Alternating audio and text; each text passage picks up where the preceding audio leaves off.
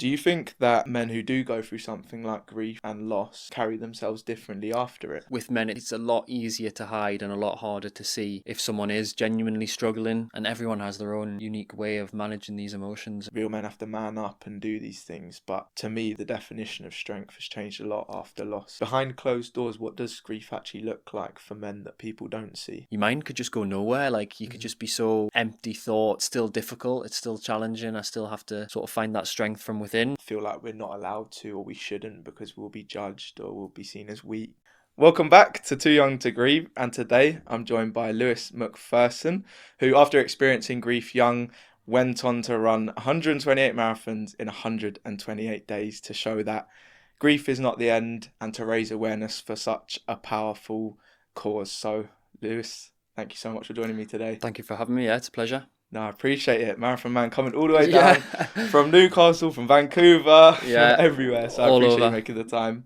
No, thank you. It's a pleasure. Here for the London Marathon weekend anyway. So it was an absolute pleasure to come and join you this morning. Tell me about the marathon then. How are you feeling for that? Let's talk about that a bit. So we've got London Marathon this weekend. I'm nervous, excited. It's a sort of a new journey of marathons, I guess, a new journey of running. So I'm excited just to get going. You know, we all want a good result, but I think there's a bigger reason for it for me than just getting a good time. So the time will be a bonus. Yeah, 100%. And obviously you ran 128 marathons in 128 days, which I couldn't even think about doing. But when you are running, is there like you said, a deeper meaning? You know, when you're doing it, is it what drives you to do that? Because I couldn't even begin to know where to start with that. Yeah, I guess, I mean, it's probably worth...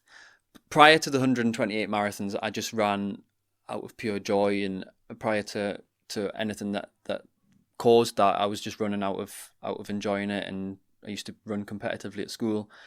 But when I was 18, which was 2018, I unfortunately lost my big brother to suicide, Connor to suicide. So it took me a good few years after that to really get back to enjoying running and sort of competing again. And then sort of fast forward to 2025, so we're talking like 7 years after losing my brother, I decided I wanted to do a bit of a challenge for charity. I kind of always wanted to do one, but never had the idea, never really had the courage to do it. And it was Connor's dream to live in New York City.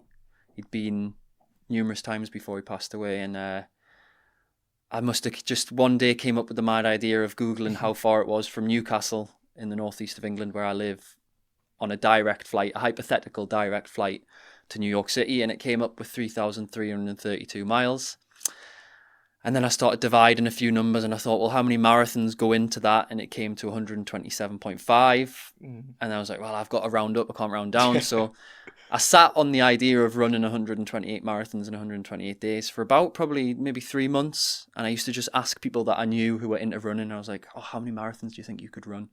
And they'd be like consecutively, and they would be like, oh, well, maybe 10. And then I'd brew on it a little bit longer. And then I think I started Googling, found a few people that had done maybe 100 and 100 or 50 and 50. And then I just decided to go for it with very little sort of social media presence. I created an Instagram, and that was about it. And the first day I posted was day one of running a marathon a day. And it kind of spiraled into, raised a lot of money, got a good following, a good sort of community built up in the northeast, and I finished on what would have been Connor's 28th birthday on the 2nd of June. That was number 128, where I sort of hypothetically arrived in New York City, and raised over £100,000. So from going from a young teenager who used to just love to run, unfortunately kind of found my purpose in running through losing my brother to suicide. And yeah, here we are today. It's kind of spiraled from there even further. No, honestly, mate, that's absolutely brilliant. Thank you for sharing your story. And like we sort of briefly touched upon beforehand, I think what you've done there, raising awareness for something. Also, let's not take away from the fact the physical feat that you've completed like that is tremendous. Yeah. But also, like you touched upon, just building that community, raising the awareness. Sometimes it takes, big physical challenges like that for people to sort of pay attention to things that are sort of often ignored. And, like with your story, the mental health side of things is such an important part of that. And I think, you know, you being able to do something like that and raise awareness for something like mental health is brilliant.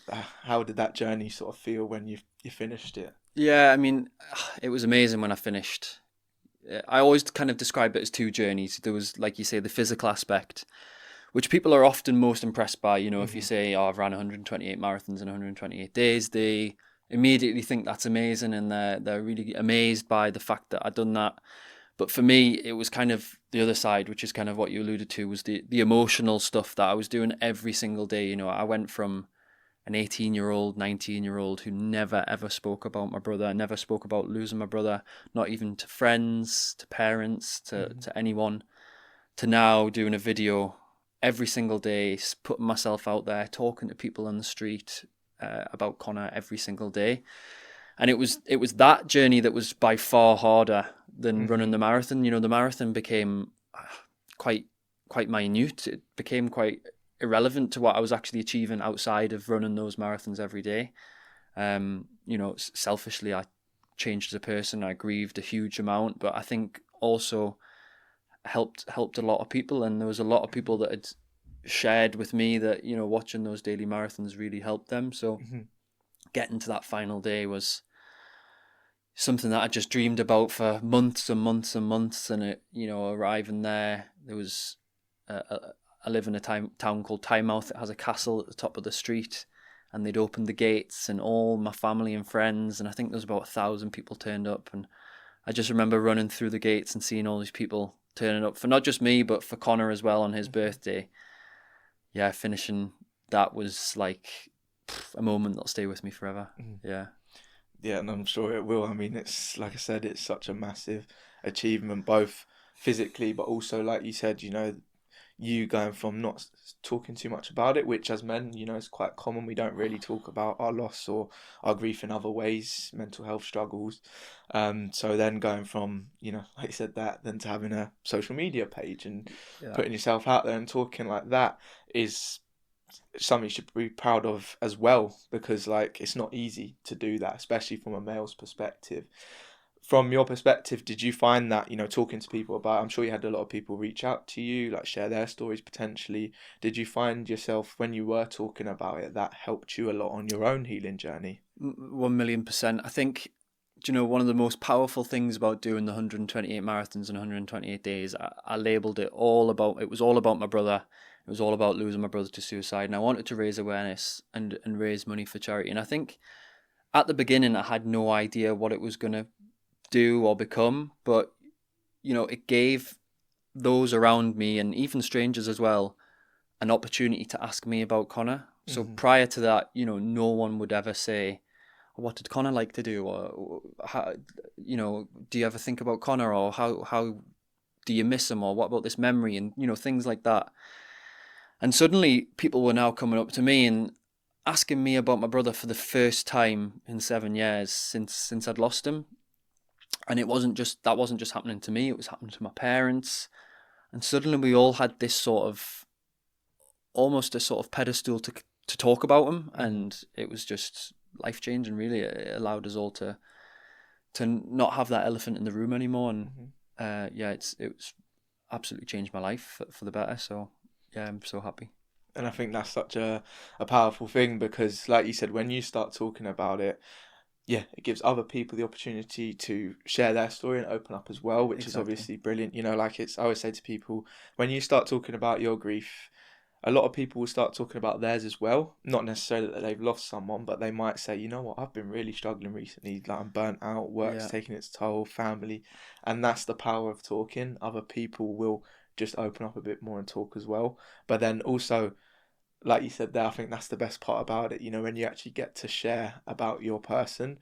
Because as someone going through grief, a lot of what we want to do is just keep their memories alive and talk about them. So the fact you got that opportunity is absolutely brilliant. yeah, and it's really amazing. And I think probably the one of the most profound changes in my life is through my parents. You know, I don't feel any sense of shame in what my brother did, but I really do appreciate and understand that for the generation above me, my parents' generation, there is an element of shame there around, losing to someone to suicide or losing a child. And I could really see that in my parents, who didn't really want to talk about it. Mm-hmm. And now doing the daily marathons and, raising a lot of money for charity, it kind of almost changed the narrative, where there was a sense of pride there, and I could see that lift from my parents' shoulders, and they could be proud to talk about it and be proud of what was being achieved by myself and in Connor's memory. So yeah, that really helped as well, because I think it's difficult to watch other loved ones grieve, and you're kind of quite helpless as well. So I found that probably one of the most profound changes throughout the whole journey as well. And that's such a nice thing to hear, because I think a lot of what people don't realise with grief is that, people are grieving different people, even though it's the same person that you lost. Your parents grieving a son, you grieving a brother. So it's like different like family situations as well. And I had a conversation yesterday about this, how different people in the family grieve differently. And like you touched upon there's different emotions, different feelings. And the fact that this thing that you did brought your family closer together, whilst also bringing a wider community together as well, just through something like running, is so powerful. And just, that community and connection about it is incredible. Yeah, it's been life changing, and over the last 12 months, really. I mean, it was 12 months to the day that I was still running. I think I was on around day 100, with a month left. And yeah, my life's changed. 12 months ago, I probably wouldn't have been able to sit here today and talk about my brother in the way that I'm talking about him. And I've gone on to give talks at large events in front of hundreds of people, and it's really given me strength being able to do that. So yeah, I'm just so happy that I decided to search how far a one-way flight was to New York, and decided to crazily run the marathon every day, around work, around life, around everything that was going on.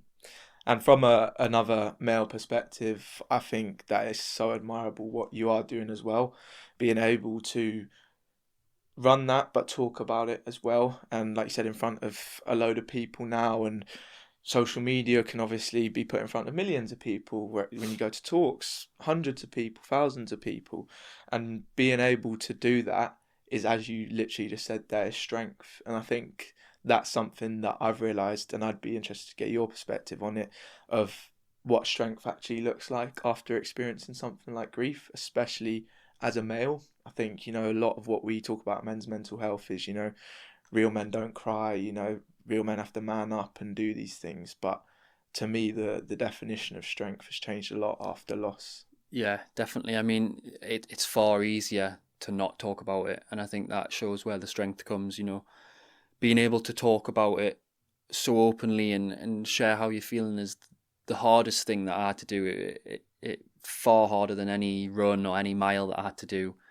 It was the actual talking about Connor every day, talking about my experience with suicide, talking to strangers in the street about losing someone to suicide was, by far harder than anything that I had to do. And that was pure strength, courage, and it's my proudest achievement by far. I raised over £100,000. I think ran thousands of miles, but by far my proudest achievement was being able to talk so openly and share my experience with loss and suicide through my brother. Mm-hmm. And I think it is an incredible achievement. And I think, like you said at the start, people will often maybe come across your page or yourself and think, wow, like Lewis ran 128 marathons in 128 days. But what they might not see behind that is the story and how you're talking and how hard it was for you to talk about this, let alone run those marathons. So yeah, I think it's incredible what you're doing, and especially for men's mental health and raising awareness for that. That is such an important thing for you to be doing and talking about it, and gaining that strength in a completely different way to what people probably view strength as before grief and before loss. Yeah. I came across a quote recently, and you might have seen it as well. It's from Alan de Botton, and he said that the best men are those who've been broken by life and have pulled through, and because they've been forced by circumstances to drop the illusion of strength and power. Do you think that men who do go through something like grief and loss carry themselves differently after it? I think so. I can only really talk from personal experience, and it's given me such a different outlook on life after losing my brother. I was only 18, he was 21. He had his whole life ahead of him. He was working, he was saving, he was wanted to live in New York but never did it. And it's made me really think about how I carry myself through life, and the way that I lost my brother through suicide. That also makes me realize that you could walk past someone in the street, they could be really feeling down in the dumps, and you would never have a clue. I mean, I lived with someone and I didn't have a clue. Um, so I think, in answering the question, I think, yeah, losing someone at such a young age and in those circumstances, for me personally, has made me carry more empathy, has made me be more, sort of seize the day, live every day like it's your last. I really do live by that now, and I don't know what I would have been like if my brother was still here, but maybe I wouldn't have chased my dreams as hard as I have. And I think losing someone at an age as young as 18, and especially to suicide, it's really challenging, and it's definitely shaped the person I am today. Hmm.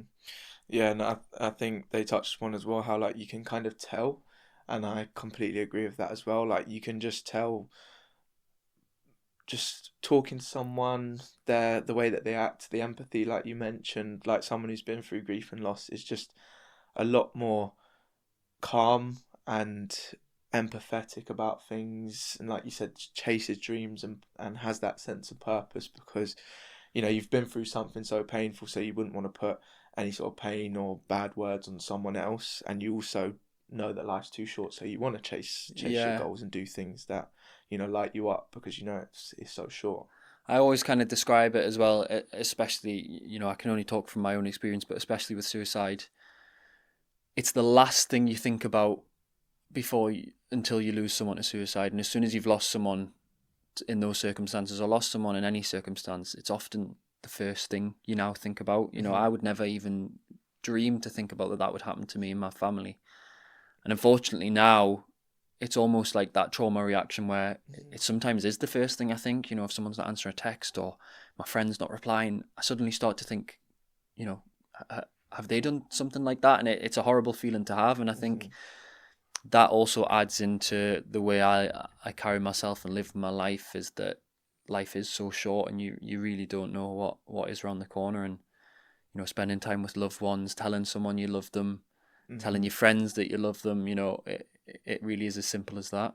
Yeah, and I think that's just a perspective that you get through grief, and obviously different types of grief and trauma, and obviously your grief to my grief is completely different, a different experience, and I think just with grief in general, it definitely does change your perspective on things like that. And Yeah, like you said, even saying things that you might not have said before, it just makes you think, oh, I need to say this, I need to do this now, because yeah, what if it does get taken away like that? So it definitely changes your perspective on that type of yeah, thing as well.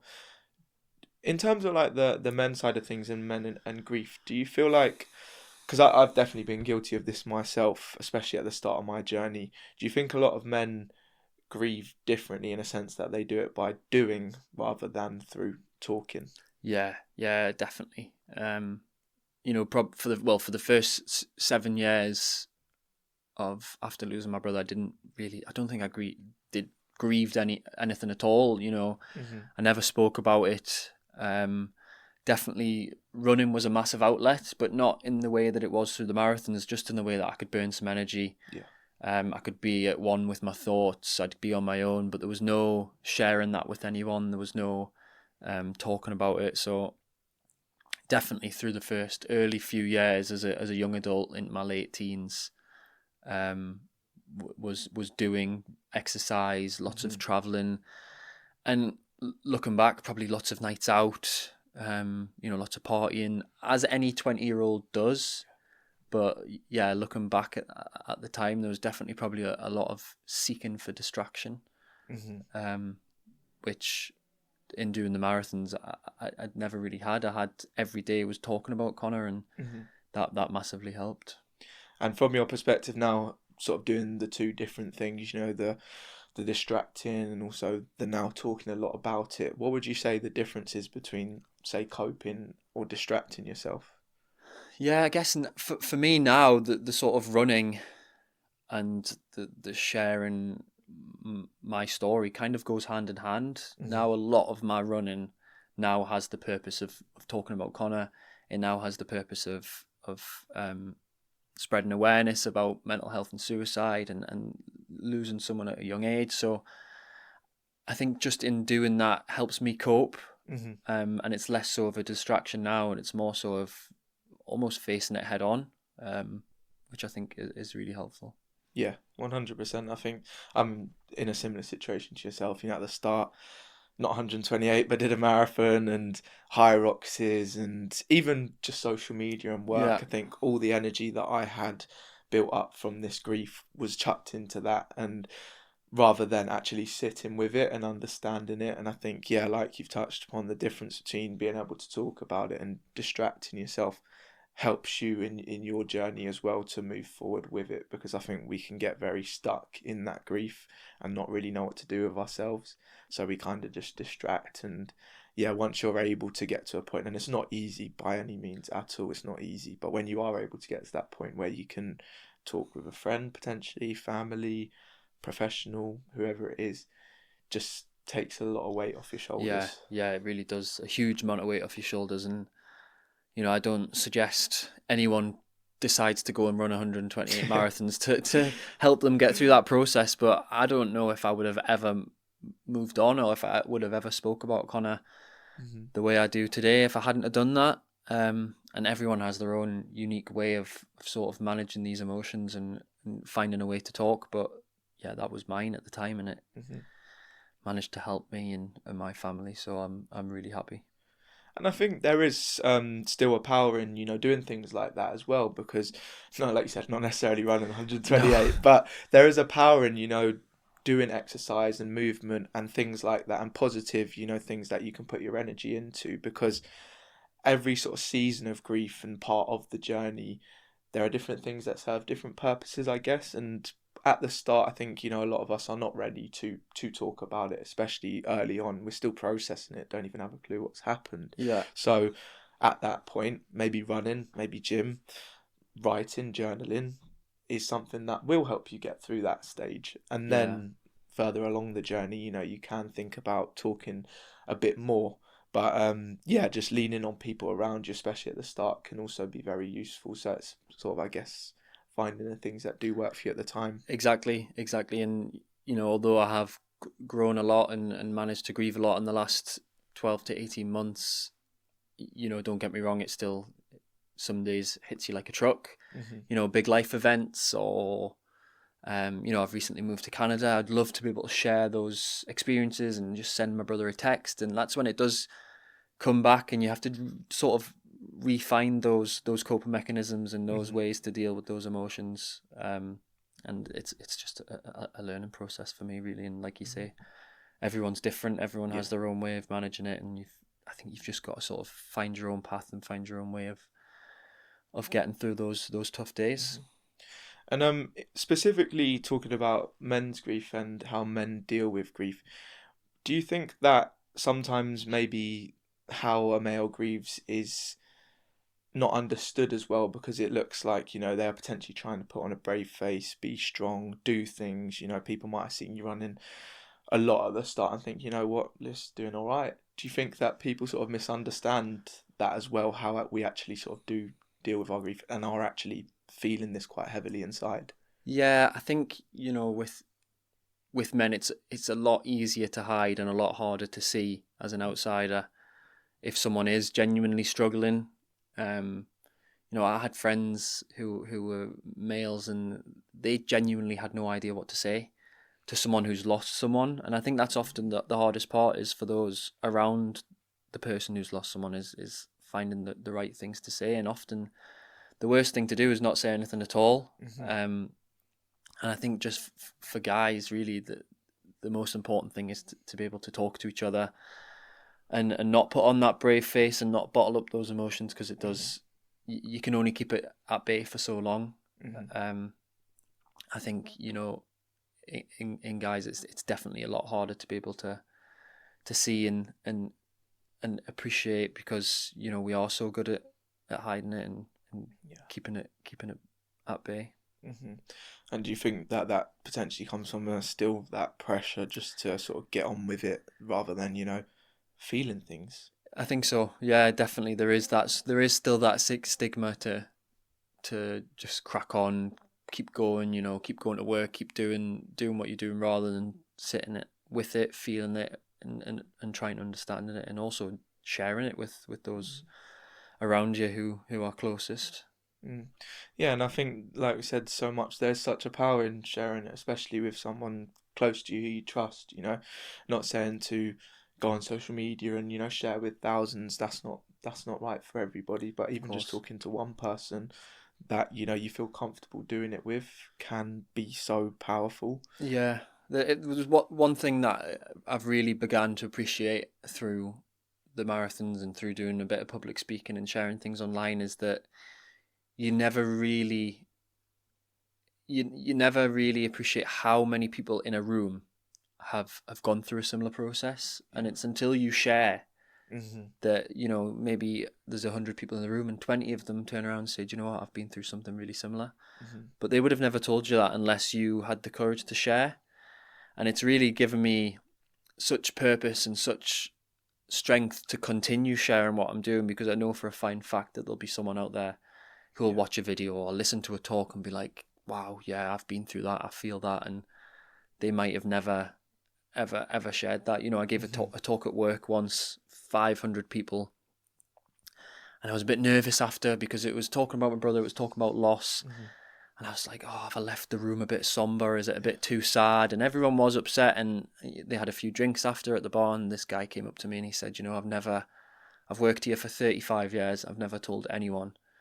But I unfortunately lost my stepson to suicide, and you're the first person I've ever told in the company in 35 years. And I thought, that's so powerful. Like, being able to, me going up on that stage and having the strength to share that has given him the ability to share it back with me. And I think, you don't realize that could be happening all over. Yeah. So yeah, sharing is really, really powerful. It just allows people to sort of feel like, yeah, I can share this because he's been through something similar. And I Exactly. think people don't think that they should, or they feel like they're oversharing, or they're, like you said, gonna make the mood a bit somber and a bit sad and things by sharing it. So rather, in particular, men, we just think like, let's just keep it in, because I don't want my mates to feel sad. I want this to be a happy environment. But I've been watching a series recently, and it talks a lot about how, you know, sometimes you're not happy, and like, sometimes you do just want to talk about these things, and sometimes you do just want to share your grief. So being able to talk about it and share it allows other people to think, what, actually, yeah, he's done that, so I can do it as well. Exactly. That's so Yeah, powerful. it's massive. What do you think that then for men, grief, because you said a lot about, like, we don't always see it, and we don't, especially in men, we don't see how they're grieving or what they're feeling. Behind closed doors, what does grief actually look like for men that people don't see? Um, I guess behind closed doors, what people don't see, I guess that there's a lot of sadness there. There's a lot of confusion. There's a lot of um, at one with the thoughts, and not really sharing it with anyone else. For me, my situation was through suicide, and that's a real confusing way to lose someone, because you never really get any answers. You never really know why. You often have left with a lot of guilt of, could have done something different, and sitting with those thoughts for a long prolonged period of time and not talking to anyone can be pretty self-destructive. And I think definitely for males, it's really not a good idea to do that. And that's just my personal experience, really. Yeah, 100%. And like I say, everyone's different. So what someone else grieves like is different behind closed doors. But I Yeah, think just a power in knowing that, we are sort of all going through similar things, not necessarily the exact same, but that, you've been able to turn that into something so powerful, like talking about it, like running, is so hopeful for, especially for males, in knowing that they can talk about it, they can talk to a friend about it, they can just do these things, and it doesn't have to all stay inside, Hmm. because like you say, that can be really self-destructive, and Yeah. really it's just Yeah. hard to deal with that all on your own. So being able to share it with someone can be so useful. Yeah. Yeah. Definitely. Completely agree. And just back to the running side of things, a lot of the things that have happened in your life, unfortunately, is out of your control. Would you say that the running was something that you were able to do that was in your control and gave you a lot of purpose as a result of that?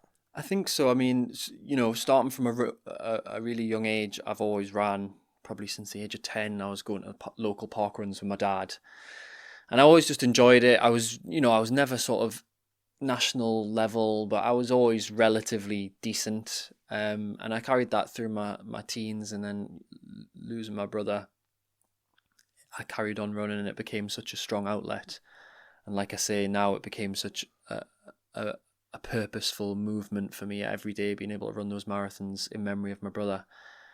And to where I am today, it's sort of continued that way. And running today allows me to still talk about Connor. I've now had sort of amazing experiences through running, whereby I can share my message on a sort of wider audience and through marathons all over the world. And I think, yeah, it's been amazing. And I always say that running probably saved my life. I'd go as far as to say that. Hmm. Yeah. Where does your mind go when you are running? Because I've ran a lot, and it goes everywhere, it goes all Yeah, over and the I think place. that's probably the beauty of it, because some days you could be running, it's a beautiful day, like you're out in the countryside, or for me, always along the coast, and your mind could just go nowhere. Like you could Hmm. just be so empty thoughts, pure zen. But other days, if you've had a stressful day or you've got a lot going on, and you just put your music on, you can really sort of navigate some thoughts. You can process some emotions, and it's maybe say an hour. If you go for an hour's run, it's an hour of steady breathing, focusing on where you're going, looking around at the nice surrounding. It's almost what I see as a form of meditation, really. Especially if you're just going out for an easy run on a nice day. There's not much better opportunities to have an hour of your own time with no distractions. And it's I think if you can get to the point where you actually enjoy running, because when you first start out, it's maybe not Yeah. always the case, but it's so powerful for processing thoughts. And yeah, my mind goes all over the shop depending on how I'm feeling. Yeah. And I think it is, like you said, this can be like a form of meditation therapy, like just you, and like you say, sometimes you'll be just thinking about the weather, how nice it is. Other times you might be thinking about life and where things are going, and it's just whatever shows up at that time, you can just run with it. And that, I think that's such a powerful tool with dealing with grief as well. And I know a lot of people, run marathons, do these things for the people they've lost as well. Would you say that running is a big thing for you in feeling connected to your brother? Yeah, I would say certainly now after running the marathons, you know, especially on some of these big events like the World Majors, London Hmm. Marathon, he'll definitely be in my thoughts throughout. Yeah. And I'm running at the end of the day. Although I'm raising awareness, I want to keep spreading a positive message. I am running these marathons for him, and yeah, I feel that sort of close connection now, um, to my brother through running. And does that push you on a lot more? I think when I did things like high rocks and marathons, thinking about my dad was such a driver and a motivator in a positive way, like helped me get through the events and finish them, really. Yeah, I mean, the marathon's no easy feat, and it is a humongous task. And yeah, when those tough miles come along, it is always good to have that sort of reminder of why you're doing it. Although I do enjoy it, I am doing it for fun. Hmm. There is a sort of deeper core meaning behind why I am running all these marathons, and Hmm. it's yeah, it helps you get through some of those really tough times for sure. Hmm. I think it's such a powerful thing to put your energy into. Like you get the connection, like you say, you also get the coping side of it with the free form of therapy, let's say Yeah. meditation. There's so much to running that I think, like you say, if you can get into it, and you don't have to be a fast runner, you don't have to, go at crazy paces. You can even go for a walk. Similar thing, just a bit slower. Yeah, Like there's such a power in doing these type of things to feel connected, to cope with it as a form of another form of therapy with movement, basically. yeah, exactly. And I'd actually read online that, a lot of people manage to open up and talk more freely on a run because you're side by side. Yeah. And often, sitting maybe across a table or directly looking at someone is a lot harder, and you probably don't realize, but subconsciously a lot harder to maybe fully open up. Hmm. And I think having to go for a run, or like you say, going for a walk, and just not even looking someone in the eye and being side by side to them, makes it a lot easier to talk about maybe some of those more uncomfortable topics and more uncomfortable things. And I think I'd seen that through the marathons as well. I think that's such an interesting point, and I was actually talking to someone about that recently because we started doing the grief run clubs with Too Young to Grieve. Like, the main reason I wanted to do those was for that exact thing that you mentioned, that I think there is science or data behind it, that when Yeah, you are not looking directly at someone, you just tend to open up a little bit more. And I think that's what a lot of men do, why they like to run with their friends. And you see it, like, I hear people open up a lot more to me when I do that. Would you say like that is kind of because, again, because you're not looking at someone, you feel like they're not necessarily judging you as much for what you're about to say? yeah, I think so. I mean, it's a tough one. I think there's a lot of distraction at the same time. Yeah. You're on a run, you're sort of maybe looking at your pace or looking at your surroundings as well as having the conversation. Hmm. But yeah, like you say, you're not sort of eye to eye. Maybe it does just remove that element of judgment. And yeah, I think it's really, really powerful. And I think people probably don't realize that it happens like that when you are side by side on a run, that you do tend to maybe be a little bit more open and honest Hmm. than perhaps over a table one on one Yeah. in a quiet room. Yeah. Yeah. It's just a different scenario, and I think men in particular, we find it easier to do it in Hmm. that format. It's a lot less forced. Yeah. I just think it's a real natural way to have those open and honest conversations. Hmm. And I think that's such an important message for us to say, because as two men sitting here talking about grief, talking about mental health, doing it on social media, creating content around it, it's easy for us to say, please talk to someone, reach out to a friend, reach out to someone. It's a lot easier said than done. And when you've been brought up in a society where a lot of the time it is things like men don't cry and don't speak, just get on with it. When that is what's ingrained in us, it can be so hard to, think I can speak to a mate, I can say something to family, I can tell them that I'm feeling this type of way, I'm struggling. Yeah, So just to know that, yeah, like it is okay to do those things and be in those environments where it does feel a little bit easier, because I think it can be scary. For me, it was scary as a man. massively. Yeah, it can be really scary, and I think just coming back to what I was talking about earlier, and you'll probably be surprised at the people that you do end up talking to Yeah. will probably just come right back at you and say, I'm feeling the exact same. Mm. You'd be so surprised how many people share those emotions. And because we're all just not talking about it, then we never really know. Yeah. So yeah, I think it's really important as a man to be able to do that. Yeah, I completely agree. And I think obviously a lot of this episode has been talking about men's mental health and mental health in particular. And it's not saying that females and women don't struggle at all. Women struggle a lot with mental health as well.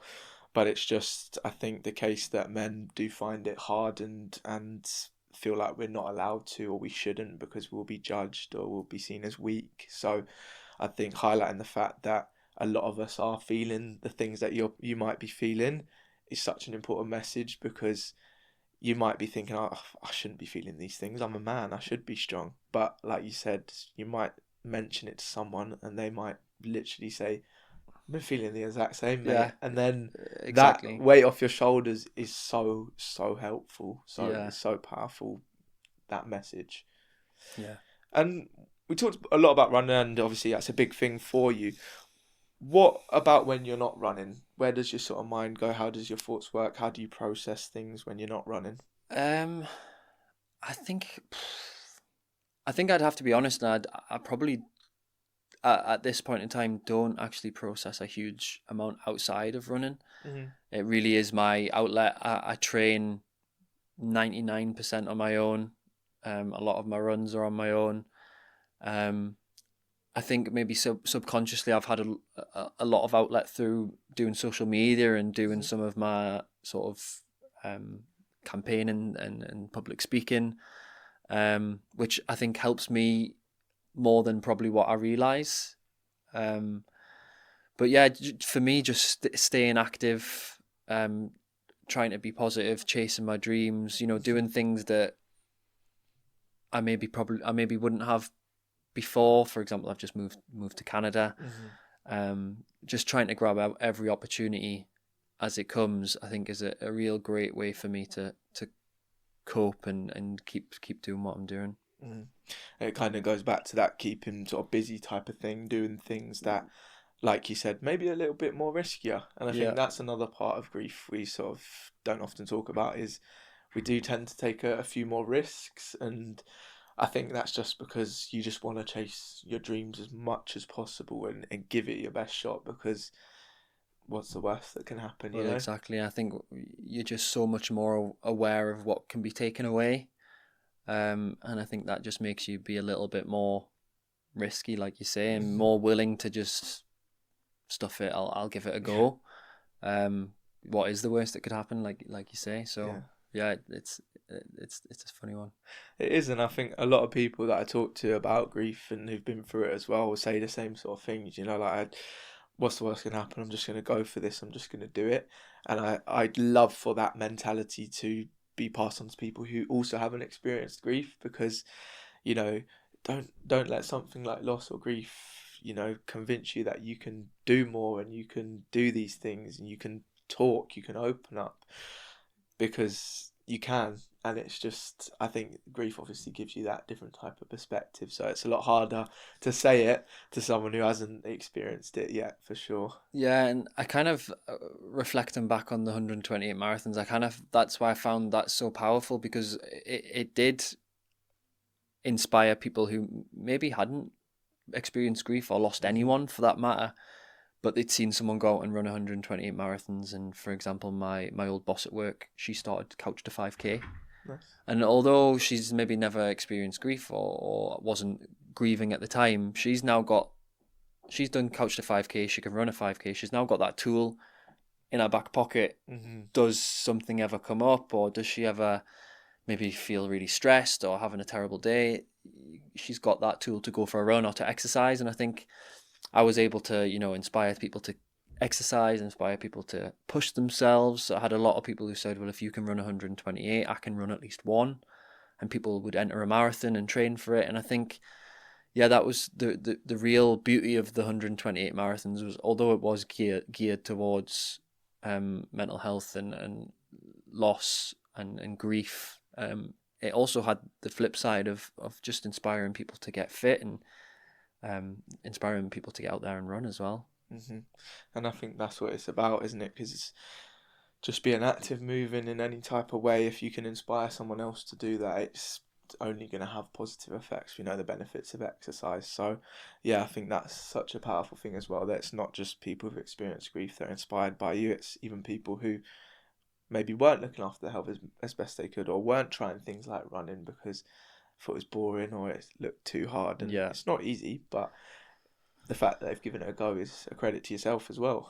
No, it's certainly not easy, but it's extremely rewarding, and I would encourage anyone to give it a go. I mean, it's science. It's scientifically proven to produce serotonin. It's going to make you feel good, and it will help. And it doesn't have to be a marathon. It can be a 10-minute jog in the park, or a brisk walk along the beach, or whatever you decide it to be. I think that's one of my key things that I like to share, is that being active is so powerful. And I think I even saw a study recently, I'm not going to quote the data because I don't know exactly, you might have come across it, and it was on running, and I think it was the links to mental health and how it was almost as beneficial as things like therapy and things like that, and it was so powerful because of obviously the endorphins that it produces. So yeah, if you are struggling and you want to give running a go, I think the benefits that you experience from it are just incredible. And Yeah, like you said, it could be a 10-minute jog, and exactly. Yeah, that'll get you into it. But yeah, yeah, I think having those tools through grief that you can just turn to, whether it's running, whether it's journaling, whatever it is, are some of the most important things for it, just to have something yeah, there when yeah, you need it. yeah. 100% agree. And when you're sort of left with your own thoughts and things like that, are there been moments where it does catch up with you? Like I've had them myself. Yeah, all the time. I think it's often like big life moments where it reminds you of that person's not there. You know, for Hmm. example, recently moving to Canada. You know, I want to be able to send a text or send some photos and be like, oh, look where I am. This is where I am, and Yeah. you know those big life changes. You know, recently engaged, proposed to my fiance at the end of the final marathon. Congratulations. Looking for wedding venues at the minute, and just those sorts of processes. What it would be so nice to be able to share with my brother. Hmm. Um, it's really difficult. It does Yeah. hit you hard some days. You know, I've got the London Marathon this weekend. My parents are coming down. My fiance is going to be there. I'd love for Connor to be there, waiting for me at the finish, or go share a beer at the end. But Hmm.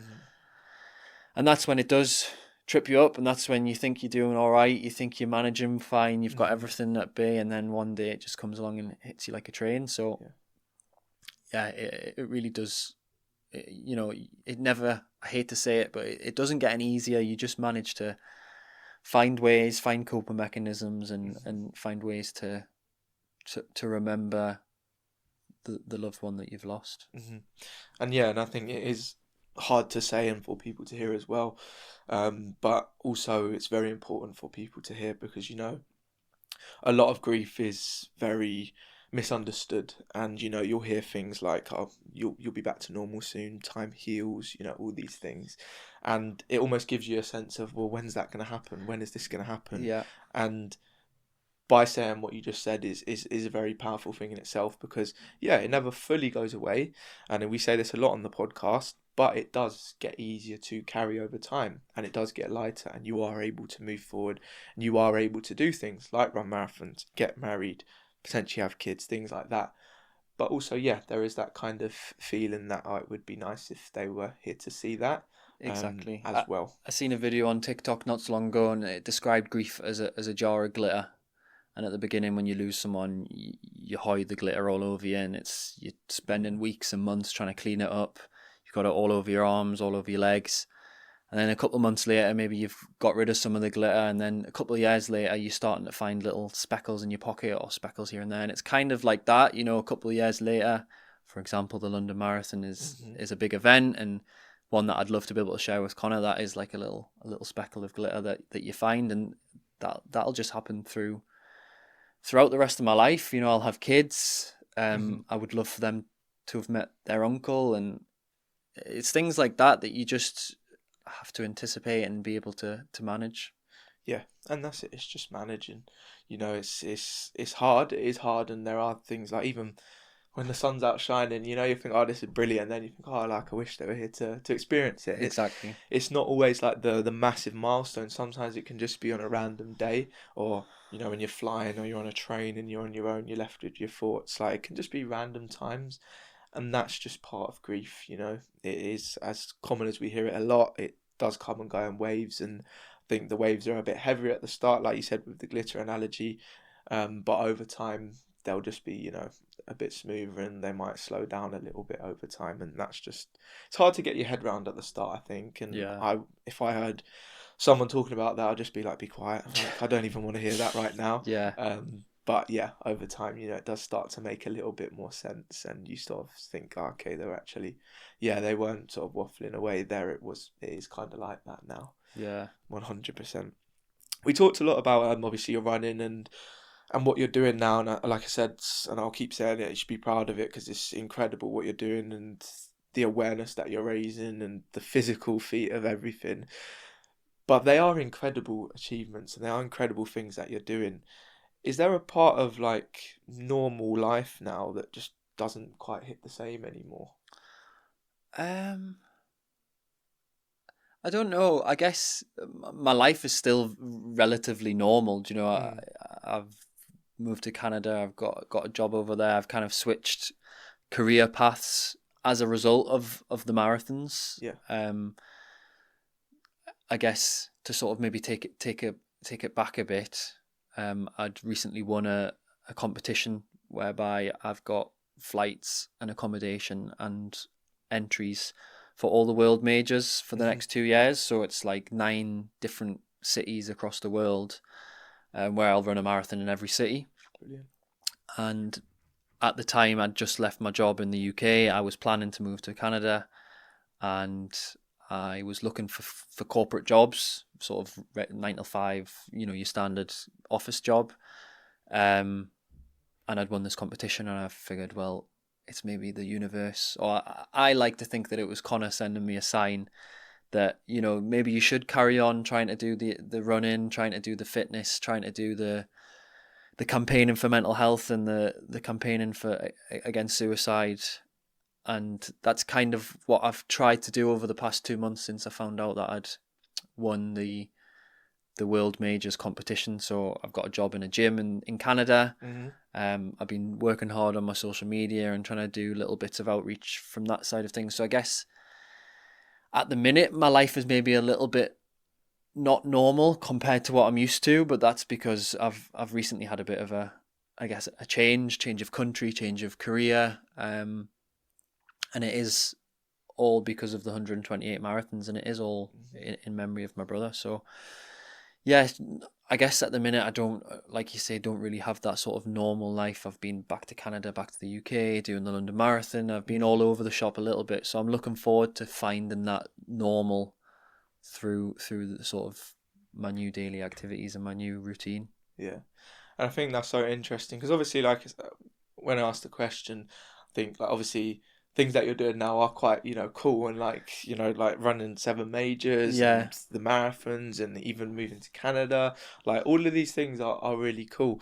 And I think for some people, it's more like just when I say normal life, it's like, working the job that they were working before, for example.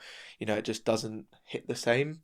Like, you go there and you're thinking, what's the point in this? I don't really enjoy this anymore. And I think yeah. after grief, that can be quite common as well. I guess I probably answered the question without even realising I answered it, and I think that's exactly what happened. And especially after running the 128 marathons, I found such a purpose in sharing my story and seeing that it was helping others and running these marathons. And I'll be honest, I did go back to work and think, surely there's more to life than this. Mm.